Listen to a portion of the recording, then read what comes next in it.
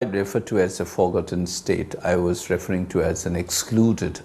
The Northeast has been excluded. And I have worked as a student of social science for so long, for more than three decades. So whatever the tools, the theoretical perspective and the studies on colonial and post-colonial debate, I could sense why the Northeast has been sort of excluded from the imagination of the nation. I call it Rashtra Chetna, the national consciousness is excluded. That was the word I was using it. And that's why the presidential speech, there is no Manipur. And as you understand, presidential speech is all about the policy statement of the government, what they have done, what they are doing, and what they intend to do in the days to come. That's a kind of a platform. And not mentioning Manipur in such a important speech, which is actually drafted by the government, tells you quite a lot about how they look at the issue in Manipur. You also specifically stated that colonialism is a state of mind. So why did you use that in context of? That's the same thing I said. There is a particular understanding among many social science students that there is a continuity between the colonial and the post-colonial in South Asia. Take, for example, the government has introduced 3 new laws. We have been guided. IPC is 1860. It was drafted by the British. And we continue to practice that. That's the continuity that many scholars have pointed it out. So not only the institutional mechanism and practices that we have, which we borrowed from the time of the colonial period, but more importantly, as I quoted Professor Ashish Nande, with whom I work while I was a faculty at CSTS, he would remind us that this is not only merely about the practices and institutions, but it is also colonialism is a psychology. It inverts sort of the value system and the belief system. And it's a state of mind, the way you look at the world, you look at ourselves. These are ideas and concepts which is rooted in that period, and we continue to have that one. This is a known argument about, that's what this present government talks so much about, decolonization of our mind and practices. Even similarly, they have built a new parliament house to decolonize ourselves. But since it is a state of mind, that slips through all the time. The way in which they look at the Northeast, of which Manipur is a part of that, the exclusion is rooted in that kind of a colonial perspective. That's what I was reminding.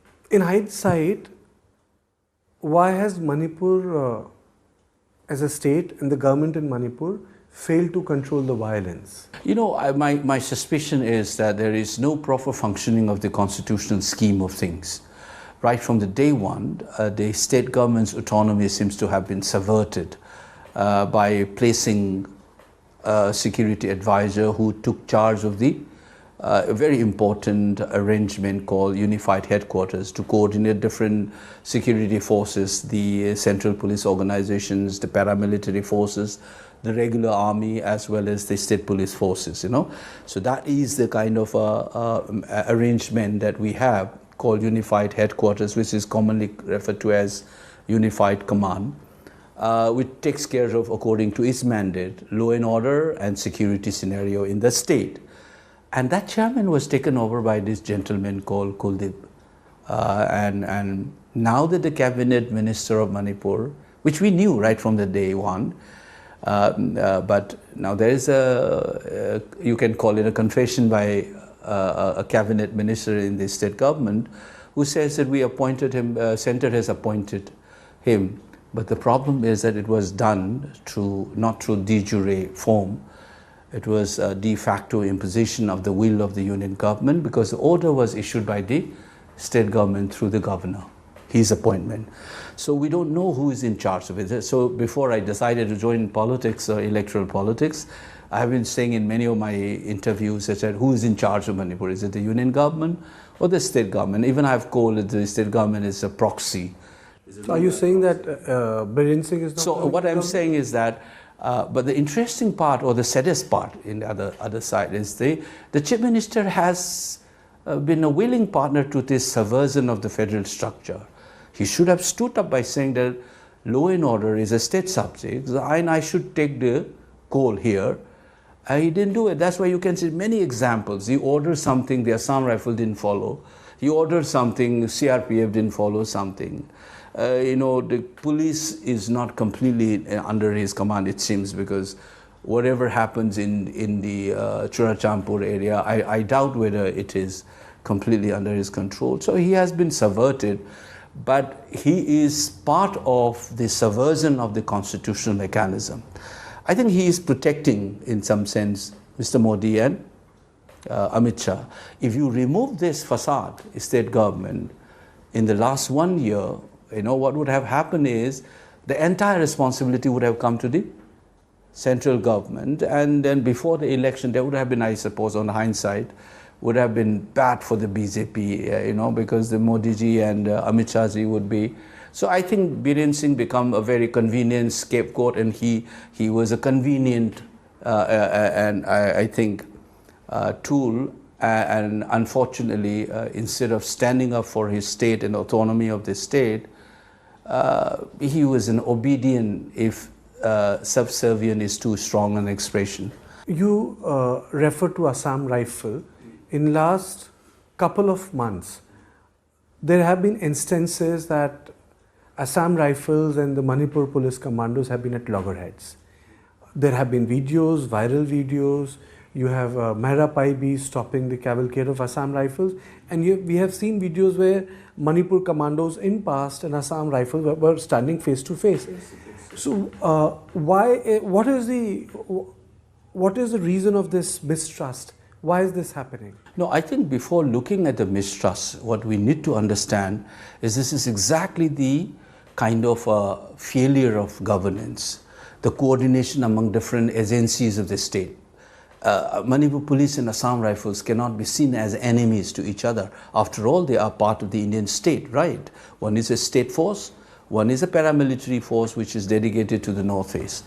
So that this lack of coordination, there's people who are in charge of the situation, to begin with the Home Minister, which is Mr. Biren, whatever his remnant power that he has as a State Chief Minister and Home Minister, Mr. Kuldip Singh, it speaks of them, their failure to coordinate these agencies, and the commanding officers of these troops and officers in charge of the Manipur police. They should have resolved among themselves.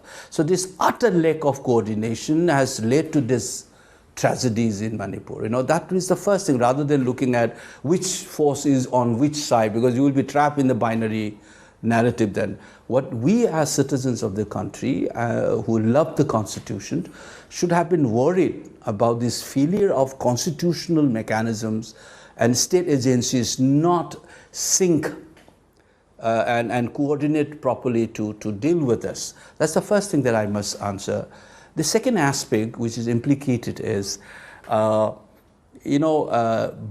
Assam Rifle, to my mind, is almost like a local force, because its men, excepting the officers who are commanding, which is deputed from the army, all these people are recruited from the regions majorly. So what happened is that, and they have been stationed there for, I suspected they develop a kind of a vested institutional, interest like local police. So when the local crisis happen, they get entangled into that kind of a conflict. I think one of the best way to deal is to revamp.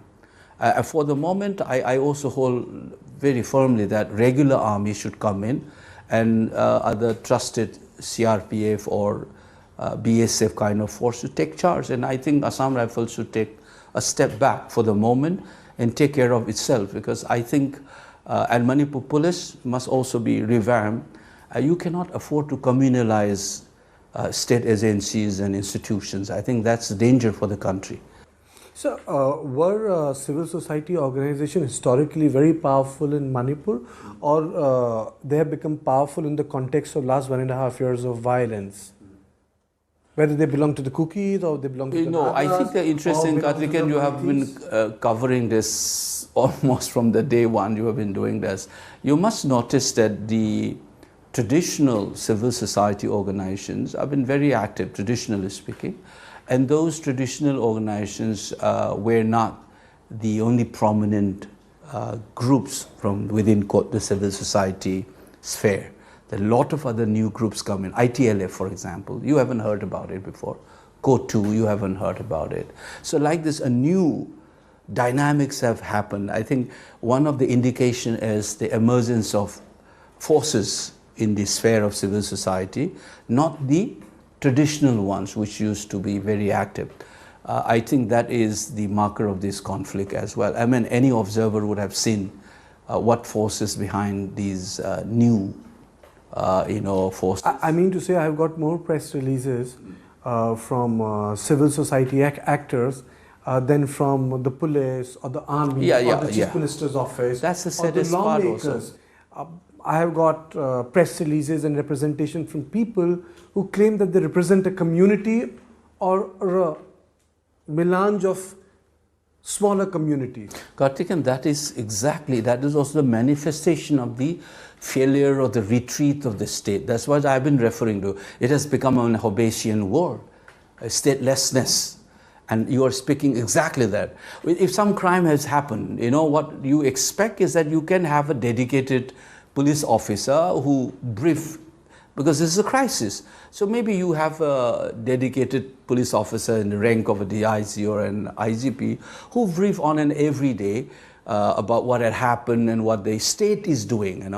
The voice of the state should have heard. What happened is that the state has abandoned it. So there is a vacuum in the information space as well, which has been taken over by propagandists and vested interests and twisted the narrative, because the state has withdrawn. And I think this crisis is unprecedented for one particular region. The major region is the retreat, you call it, retreat of the state, or the absence of the state, or you can almost call it, it's a statelessness. So I think what you are remarking is exactly that. There is no police officers clarifying things, there is no civil authority clarifying things, there is no home minister making a statement or a chief minister making a statement. Even the propaganda that you see here about painting one community as a demon and demonize one community, and one is presented as a sole victim, forgetting that there are perpetrators and victims on both sides. Correct. And these things could have been corrected had there been an information officer sitting here in Delhi and try to counter this. Complete silence. There are false information on forests, on populations and so forth, on drugs. A lot of things have been said, and I think the state should have come much more prominently by putting an information officer. These propaganda could have also been sort of stopped in that sense. So overall absence is the same reflection of I get your point. Earlier when it started, Maitis were seen as perpetrators and the cookies were seen as victims. I mean, right now, was there. No, even today, though it is slowly changing. How ethnic cleansing was so mindlessly used by politicians within hours. And I've seen one scholar writing in the national newspapers using this term, whether it was an appropriate expression in the first 48 hours or not. I mean, they don't even care. But the same attention has not been given to Jiribam, where a particular community has been moved out. A lot of Meitei resident population has to shift from Jiribam. That was the same thing. The fact people have forgotten, the violence started in Churachandpur. And its adjoining areas in Torbung and Ets. It's not in Imphal. And its adjoining areas in Torbung and Ets. It's not in Imphal. Imphal was a reactions to that one in the afternoon. In the late afternoon started. Everybody can check it. We've forgotten, and then Meiteis have been shifted out from many of these, and from the heart of the Churachandpur. After the population have been shifted, the colonies have been flattened. I mean, and then people get confused. This particular act is equated with people, riots, vandalizing houses in colonies. This is something very different. That entire colonies have been flattened. In Imphal, for example, you go, send anybody. For a long time, they said there is no cookie. It's only around 3rd September. The last group of cookies were shifted out of Imphal. But all along for 4 months, people have been saying that there is no cookie in Imphal. Just to fit into narrative, there is no cookie in the valley, there is no Meiteis in no, let me complete this. So there is kind of a narrative. It is not that people have not been killed. It is not that cookies not have been killed in Imphal. Lot of innocent life have been lost. in the first 48 hours or so. Then there was a complete state failure on that part. But people have conflated narratives, how the violence started. People say there was a gate, they said destroyed. It was not destroyed. It was vandalized. There was, obviously. But was it a good enough reasons to burn houses and start killing each other? You realize that. And if the government has been alerted to these things, they could have stopped. And those innocent lives in Imphal should have been saved. But they didn't do it. And so there is a series of failure of the state. But rather than looking at these processes, there's a narrative about Maitai started, genocide, minority, this kind of a framing which is familiar to the rest of the world to generate sympathy. And then some started calling your own fellow citizens all kinds of names. It is unacceptable to me. So my target has been, the state should have, I said, my first interview on national media, I said, the state should have cracked down there. There should have been no violence in Imphal. And they should have controlled this violence we started. But then you start this whole narrative about victim and perpetrators. The first draft of history is already out, which is journalism. In hindsight, you also as a practicing sociologist, why did the violence take place in Manipur? Why did it erupt? Why did it take people by surprise? So there's nothing, are we supposed to believe that the violence can be spontaneous? No, I think, Kartikan, social science students are often seen like an astrologer or something. We are not. We do our analysis. On 22nd of August, 2015, way back, more than 8-9 years ago, I wrote, at the height of that crisis in 2015 in Churachandpur, I said, this is a warning sign. I said, once the class happen at the community level, there will be shifting of population and spatial reorganizations. Once that particular thing happen, it will be very difficult to reverse back. I said it is not impossible, but I said it will be very. This I have written on 22nd of August 2015, almost now 9 years ago. So for me, it didn't come as a surprise, first of all, because there has been tension has been. What did you pick up in 2015? What did you pick up? This, because there was a crisis in Churachandpur, 9 people died, and I know there has been a narrative about Zalingam and Kuki state, and that kind of a tendency is already there. And I think that the state should have responded and deal with it in a much more effective manner, rather than being brash and crash, style. A state should have been more responsible and then control this violence, address certain grievances. So these are some of the track that I have observed. And the anger among the Maitais have been building it up. There has been usurping, changing names. The place has been happening for 2 or 3 years. On Kaubru, Lamka, no, before that, Kaubru, all these things. So there have been things which have been growing up, and there is also an element of radicalization in the valley, which I can see. So I think it is building up for some time. So to my mind, to me, it did not come as a surprise at all. But what surprises me is the way in which the Indian state has allowed this thing to linger on. And I could catch those traces from the last week of May onwards. I said, there is something more to this, not simply all these factors. And that result has shown in front of us for 14 months. We have not resolved. This kind of crisis has never happened before, despite their false comparison with 1993. How would you describe Arambay Tengol? This is, I think it came off as an organization. I think I haven't heard of his name for before at all. I am more familiar with other CSOs and so on. Right? So they came up, and they are also one of the civil society which became prominent during this crisis, rather than the other traditional organizations. That these are the interesting phenomena that you should, any observer of Manipur should know. The traditional civil society has sort of taken a little backward. There are reasons for that. It will be too long for me to speak here. But new civil society space has been occupied by other forces. But there is also let's see from a different vantage point, there is also a cookie grouse, that there is a narrative against them that they are poppy cultivators, they invite all the infiltrators, they are the destroyers of the forest. They are all of them are being labeled as foreigners, which is incorrect. That I've said, see, what happened is, if you remember, this is something that I've said in one of my first public speech on this crisis in Jantar Mantar. I said, don't blame the entire community, blame the elites and their divisive politics. That is my word. You can't demonize the entire community. And I have also said that I don't want to call my own fellow citizens as foreigners in one of those interviews. So, but the fact remains, where this poppy cultivation is happening, it has increased over the period of time. So it is a serious issue for us to deal with it. And I was told by one of the people, it is in a conversation that I had with people on the ground, they said 60,000 crores, the drug business in this state. This is more than the state budgets annually.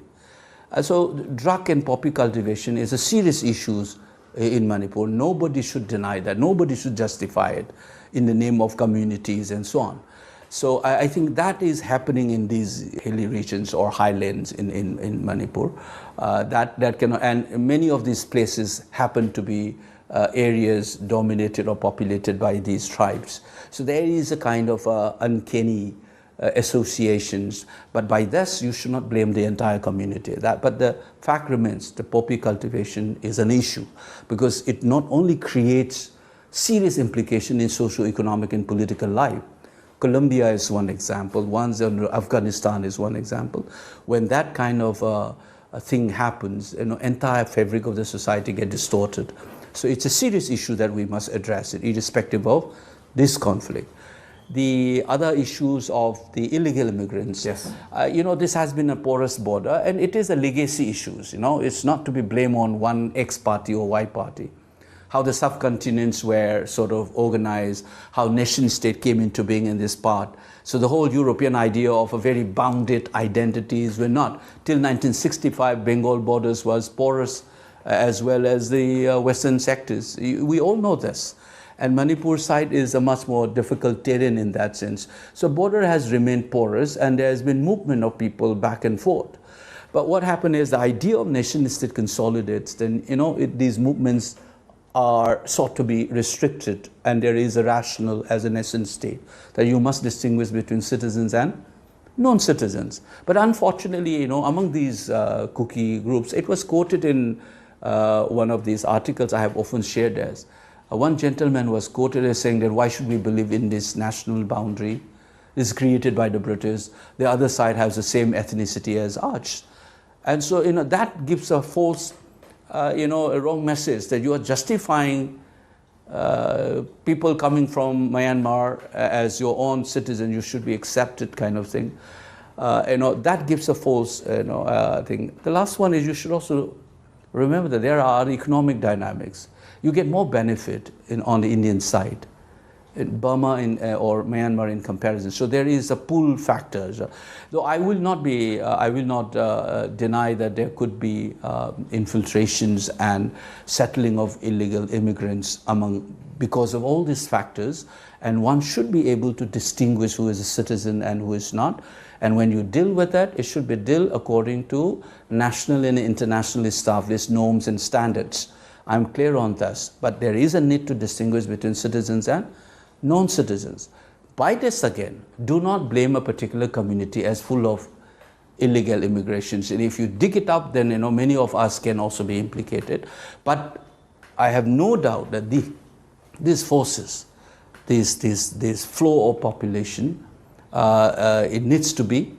Has it altered the demography in Manipur? No, my suspicion is all the papers that I read seems to suggest that there is a unnatural within quote, but which needs to further investigation, which I'm doing it with people from not only from the state of Manipur, from outside, demographers and others. I'm trying to analyze it myself also now, so that. But whatever literature that I have seen, there is an indication that there is an increase in populations, which possibly accounted by this infiltration. How do you break a deadlock? Because there are two things. One, there is a lack of movement of people of different communities in different areas. Mm-hmm. It's like a sort of a volunteer lock has been created. Mm-hmm. and there are guns which are there on both sides. And then there is this anxiety because one side is saying either separate administration on union territory, which is about the territorial integrity of Manipur. You know, that is surprising part. As I said, I see it as either a politically motivated argument that you started using this phrase called ethnic cleansing, genocide from the day one to describe an event which tells you something else. In fact, the ethnic cleansing had to happen. It happened in Churachampur before anything else. If you look at the UN definition of it, but that was much later.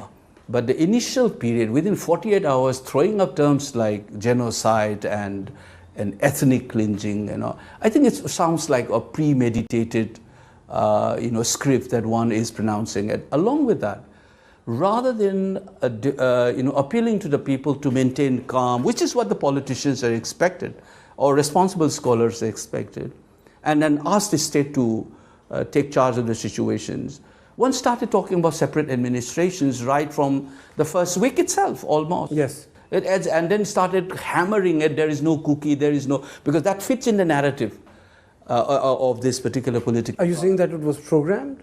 I said it already. It sounds to me like a premeditated statement. And that is why I said that don't blame the cookies as a community, but blame their elites and this divisive politics, which I said has been going on for a long, long time. But that has a historical reasons. There are political, economic grievances that the state should have addressed, not now, long time back. There are genuine grievances or a perceived injustice, or real or perceived. You should have been able to address it. That's what a responsible government is supposed to do. You know what I meant. And therefore, allowing this, leaving the narrative free for the others to occupy, state withdrawing from the information space, from the maintenance of law and order, all these things have happened. So unnecessarily you started blaming the entire community or the Meiteis as well. One event happened, you started calling rapist Meiteis and this or that. We should have cracked down, but unfortunately, the voice of regions, I'm saying this with all the implications, I would have expected some of these MLAs, rather than asking for separate administrations and throwing up terms like ethnic cleansing and genocide within 48 hours or 1 week, they should have asked for peace and peace to be maintained and try to negotiate. In Kuki Naga class in 1990s, the MLAs worked together, Nagas and Kukis. But they didn't do it. So that makes me sense that since I knew that this particular identity project has been going on for a long time, I suspected. And unfortunately, in what happened, there are a series of things. In More in 2015 or 16, Meiteis were killed. But civil society group made, politician made, and that things was resolved. But that is the time when I said, your anger, you are just, people are waiting for you to snap your anger one day and have a clash, then reorganization of population and spaces. And by that time, it will be very difficult. That was a warning I wrote on 22nd August 2015, 9 years ago, 8 years ago before this crisis happened. But then how do you get a state back to power which is so militarized now? I'm saying you have probably more stolen weapons in Manipur than any other state. Yeah, that's what I said, retreat of the state. You know what state is, as Weber says, it claims the monopoly of the legitimate use of physical force within a given territory. When the state is not able to monopolize that violence, it is what we call it a failed state. Where the warlords will run in Afghanistan, for example. So I think that was what initial part I can understand. People were angry, their villages have been attacked, so obviously people will react and so on, either side. But to allow it to linger on for so long, and that's where I call it, this inaction is a sign of complicity of the Indian state. You understand what I'm saying? Otherwise, in India, I have never seen, or for that matter, except for some banana republic, the state wouldn't allow this kind of, challenge to their monopoly over the physical force. But there is also an absence of an individual initiative. I'll give you an example, but you can disagree. It's like Gandhi in Noakhali. There is no powerful initiative in context of conversation, healing. You're reminding of Noakhali was one of the poignant moments in the partition stories. Gandhi going there and saying, "I will fast till date if you don't stop this violence," kind of thing. Because as a student stayed with me. No. I'm saying that that kind of Gandhi kind of a leaders is once in a lifetime sort of a person. You don't encounter that. I don't think Manipur has that kind of a person to appeal. The only authority you could have expected is the government, because people respect government, but the government has lost that trust from both the communities majorly. You see, Man Ki Baat, some people destroying the radio long time back. So even among the Meiteis. But the narrative is that Meiteis are supporting this government. And they are calling this is a Meitei government, despite the fact that there are cookie cabinet ministers inside it.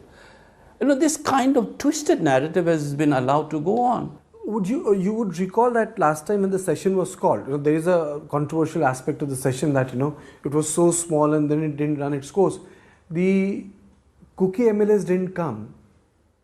So there is within the lawmakers. Yeah, that's I know you're referring to that few minutes or hours assembly. Whatever it was, they didn't come. Yeah, that's what I said. But they are comparing with 1993, which is wrong. In that time, Kuki MLAs and Naga MLAs worked together. Gai Khangam could visit Kangpokpi, our CWC member, senior Congress leader. Today, I cannot accompany Rahulji to Churachampur. And none of these people, Kuki MLAs can come here.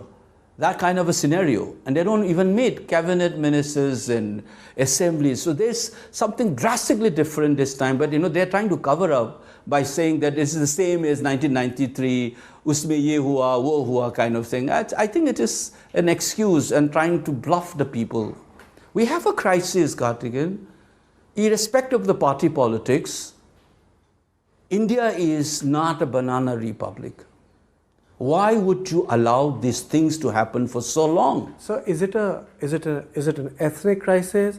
Is it a national security issue, if I frame it from the perspective of foreign militants, instability in Myanmar, drug cultivation, Golden Triangle? Or is it a crisis, as you said, the retreat of the state? How do you frame Manipur violence, which has not subsided in last 1.5 years? I think, when you do an analysis, and there is something what I like this French philosopher, Michel Foucault, who often says, our engagement with the present casts a shadow in the past. So when you look at the present crisis, it necessarily we trace back some of the issues in the past.